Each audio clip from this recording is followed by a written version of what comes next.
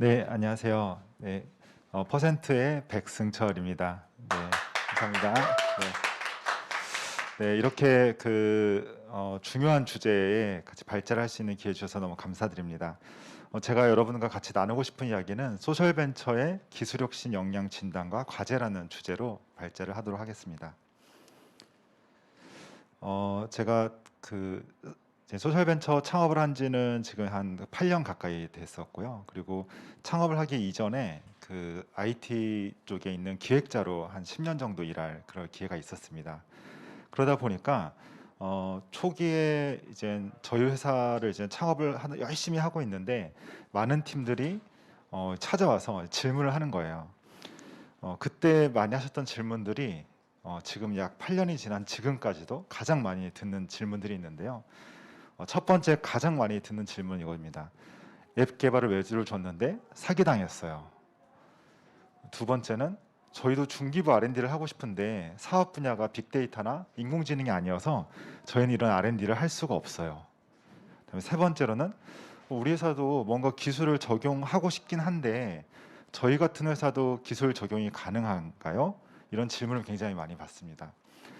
너무나 신기하게도 8년 전에 들었던 그 이야기를 지금까지 계속해서 듣고 있고 저희 회사는 현재 기술 창업 교육 회사로 이제 피버팅을 해서 계속해서 이 창업 기업들의 기술 혁신이라던가 아니면 R&D 혁신을 지원해 주는 역할들을 하고 있는데 지금 역시도 계속해서 이야기를 듣고 있는 상황입니다. 일반적으로 기업들이 어떤 기술을 도입하는 이유는 주로 이제 혁신의 이슈 때문에 그렇죠. 더 향상되고 더 빠르고 그리고 더 지능적으로 내가 해결하고 싶은 문제를 해결하기 위해서 기술을 도입하죠. 그렇다면은 어떤 사회 문제 해결의 목적인 그 목표를 향해서 달려가고 있는 소셜 벤처는 어떨까요? 앞에서 말씀드렸던 더 향상되고 더 빠르고 그리고 더 혁신적인 어떤 역할들을 하는 기업의 성장의 이슈인 것들을 동일하게 충족시키면서 추가적으로 기술 도입을 통해서 더 많은 임팩트를 더 많은 사람들에게 전달하고 싶어하는 바로 임팩트의 혁신을 위해서 임팩트의 성장을 위해서 바로 기술을 도입하고 있습니다. 현재 이런 어떤 소셜벤처 생태계가 과거 제가 창업을 처음 시작했을 때에 비해서 지금은 굉장히 많은 변화를 했던 것을 느낄 수 있습니다.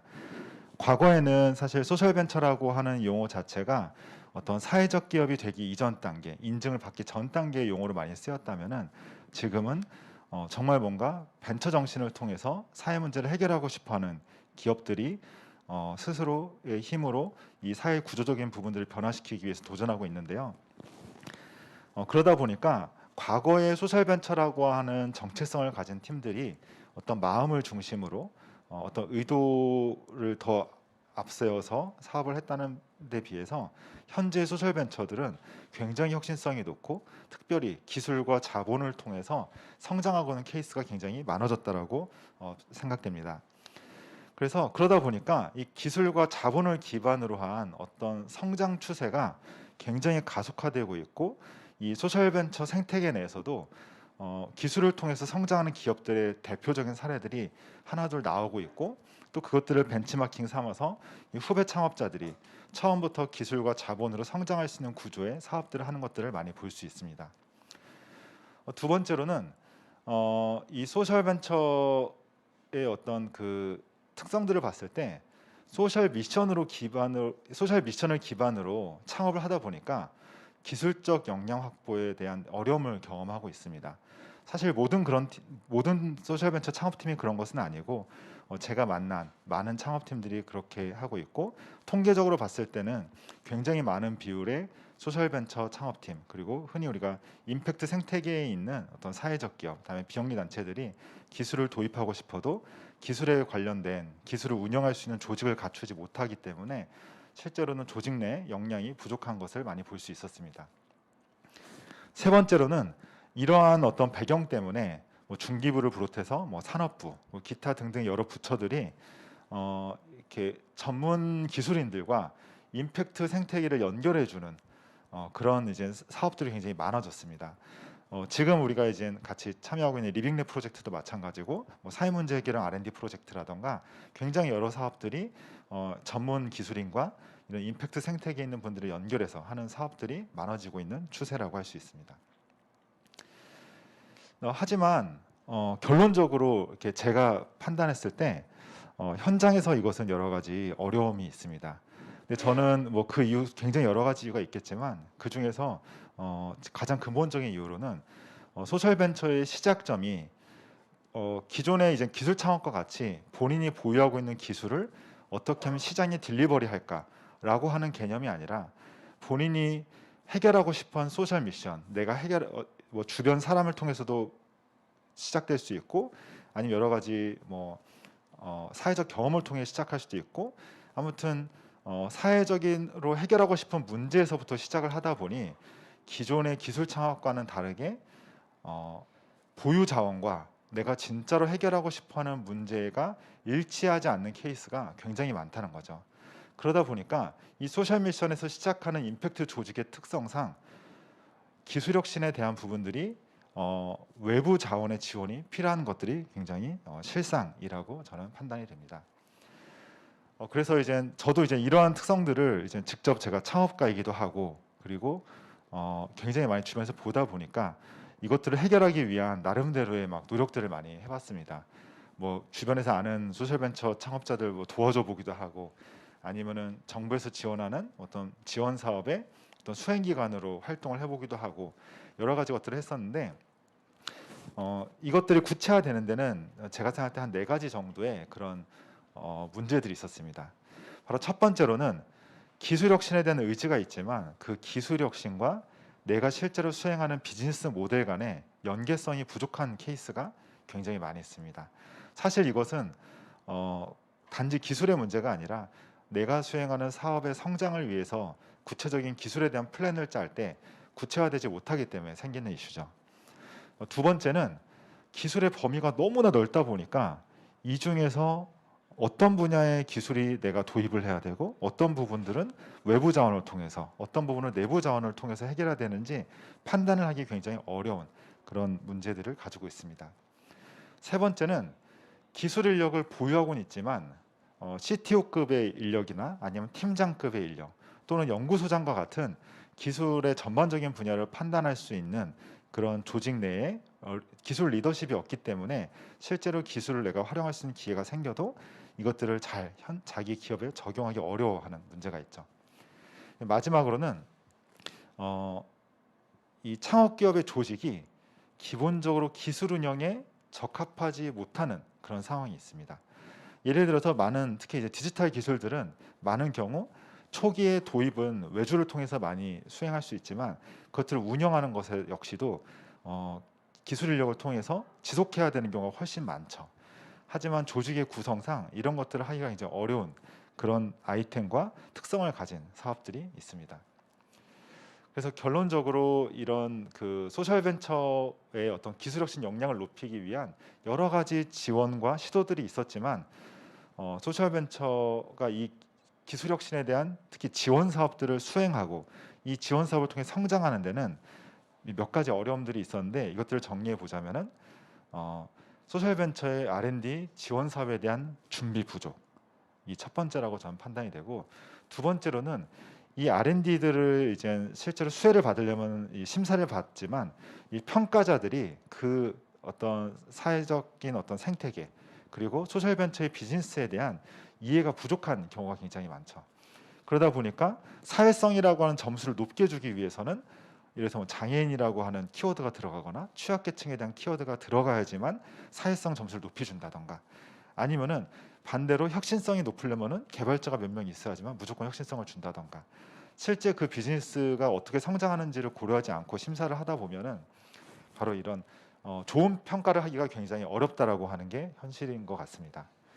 세 번째로는 이 생태계 내에 기술 혁신 자원을 지속적으로 확보하고 그 기술 혁신 기회에 접근할 수 있는 그런 기회가 좀 부족하지 않나라고 하는 생각을 해봤습니다.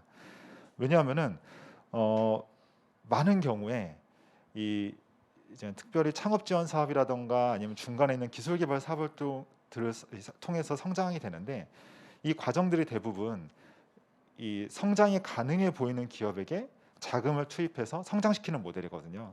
그러다 보니까 기초적인 역량을 기른다던가 아니면 혁신적인 어떤 그 자원을 스스로 터득할 수 있게 하는 그런 기회가 좀 부족하지 않나라는 생각을 해보았습니다. 그래서 이것들을 극복하기 위해서 특별히 소셜벤처의 성장 그리고 임팩트 확산으로 바로 과학기술이 연결되기 위해서 4가지 정도의 이제 과제가 필요하다고 생각했는데요. 첫 번째로는 비즈니스 모델과 기술 도입의 주체들이 어떤 적합성을 잘 검토할 수 있도록 도와줘서 실제 사업과 기술 혁신의 어떤 연결성을 강화시키는 그런 부분의 과제가 있다라고 판단했습니다. 두 번째로는 과학기술인도 물론 좋지만 이 소셜벤처들의 어떤 주체들이 구체적인 문제 정의 그리고 나에게 필요한 솔루션이 무엇인지를 초기에 설계할 수 있는 역량이 좀 필요하다고 생각했습니다. 세 번째로는 소셜벤처의 어떤 조직 특성과 현황들을 고려해서 기술 도입 시기가 정말로 지금이 맞는가. 해마다 1월이 되면은 중기부에서 R&D 사업에 대한 통합 공고가 나오고 1월의 시기에 맞춰서 기술을 도입하는 것이 아니라 내 비즈니스 플랜에 따라서 내 비즈니스의 성장 단계에 따라서 언제 R&D가 필요하고 언제 기술 혁신이 필요한지를 스스로 점검하고 또 그것에 맞게끔 유연하게 쓸 수 있는 어떤 R&D의 기회들이 있었으면 좋겠다라는 생각을 했습니다. 네 번째 극복 과제로는 R&D의 성과물이 어떤 그냥 연구 개발의 어떤 그 수준을 높이는 것이 아니라 정말로 기업의 성장과 연결될 수 있을까? 특별히 기업의 투자 그리고 기업의 마케팅 또는 대기업 협력 자원과 연결될 수 있는 그런 기술 도입이 어떤 기업의 성장과 연결될 수 있게끔 하는 것이 중요한 과제라고 생각을 했습니다. 그래서 첫 번째 실제 사업과 기술 혁신의 연결성을 강화하기 위한 부분으로는 분명히 대부분의 소셜벤처들 그리고 이 어떤 임팩트 조직들이 현재 수요자가 원하는 그런 가치를 알고 있습니다. 그리고 이것들은 꼭 소셜벤처뿐만이 아니라 기존 시장에서도 제공하고 있는 경우가 굉장히 많죠. 하지만 소셜벤처가 더 특별한 이유는 기존의 공급자가 가지고 있는 가치를 수요자에게 전달하는 과정에서 그 가치를 제공받지 못하고 있는 사용자가 있고 그 가치를 얻고 싶어도 얻지 못하는 그런 소비자층들이 있기 때문에 그들이 바로 장애 요인으로 느끼고 있는 어떤 뭐 거리라던가 시간이라던가 문화적 차이라던가 사전 지식이라던가 기회 요소들을 하나하나 해결하는 방식으로 소셜벤처들이 비즈니스를 하고 있거든요. 이때 조금 더 세분화시켜서 어떤 부분들을 개선해야지 이 소셜벤처가 실제 비즈니스 모델과 연결될 수 있는 방법으로 성장할지에 대해서 조금 더 R&D 초기 단계에서 깊이 고려하는 과정들이 필요하다고 생각합니다. 두 번째는 제가 너무나 강조하는 부분인데요. 구체적인 문제 정의와 솔루션을 설계할 수 있는 역량은 소셜벤처 내부적으로 갖춰야 되는 아주 중요한 역량이라고 판단이 됩니다. 우리가 집을 하나 지을 때 3인 가족이 살 수 있는 집을 지어주세요. 이렇게 말해서 건축가에게 만약에 집을 의뢰한다면은 그 집은 아마 정말 제 마음에 하나도 안 들게 될 확률이 굉장히 높을 거라고 생각이 됩니다. 물론 뭐 구해줘 홈즈 같은 데 나오는 TV 프로그램에 나오는 그런 정말 깜짝 놀랄 결과물이 나올 수도 있겠지만 대부분 기업들이 뭐 앱을 만든다던가 뭐 공장 시설을 만든다던가 이럴 때는 사실 이렇게 단순하게 요구사항을 줘서는 그 솔루션을 만들 가능성이 매우 적습니다. 그래서 이 특별히 소셜벤처들이 최소한 기술 개발에 대한 RFP 정도를 쓸 수 있을 정도 수준으로 조금 설계 능력 그리고 문제 정의의 구체성을 높일 수 있도록 어떤 역량을 증가시킬 필요가 있다라고 저는 판단이 됩니다. 세 번째로는 기술 혁신에 필요한 시점에 맞게끔 적시적대의 R&D가 제공될 수 있었으면 좋겠습니다. 보통 소셜벤처들이 사업을 시작하기 전에는 그 문제와 가까이 하죠. 문제를 탐색하고 그 문제가 왜 발생하는지 해석하는 단계를 거치고 그 이후에는 이 문제를 어떻게 해결할지에 대한 아이디어를 냅니다. 그리고 비즈니스 모델을 만들고 이것들을 지속적으로 해결하기 위해서 창업을 합니다. 그리고 그 솔루션이 실제로 이 현장에서 동작하는지를 보기 위한 과정들을 겪는데요. 굉장히 괴로움의 시기가 있죠. 그리고 그 괴로움의 시기를 극복해서 이렇게 하면은 문제가 해결되는구나 라고 하는 서비스 가설이 검증될 시점에 규모의 경제의 확대, 그리고 더 많은 사람들에게 나의 솔루션을 제공하기 위해서 어떤 혁신이 필요합니다. 한마디로 검증된 가설이 있어야지만이 기술 도입을 했을 때 임팩트가 극대화되는데, 이 시기 이전에 아이디어 단계라던가 아니면은 솔루션에 대한 가설이 명확하지 않았을 때 기술을 도입하게 되면은 굉장히 많은 실패 사례가 나올 수밖에 없고, 기술은 기술대로 굉장히 많은 자원을 써서 완성도가 높지만 실제 현장에서 임팩트가 나오기 어려운 그런 사례들을 많이 볼 수 있었습니다.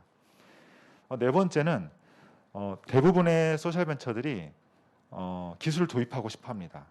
하지만 그것이 정말로 회사의 성장에 어떻게 연결될지, 요즘은 제일 많이 하는 것들이 투자죠. 투자에 연결될 수 있게끔 기술이 주도할 수 있는가. 그렇다면은 기업들이 많은 비용과 시간을 지불해서라도 이 기술 혁신 부분에 굉장히 적극적으로 참여해서 본인의 임팩트를 확대할 수 있는 그런 의지가 생겨날 거라고 생각이 됩니다.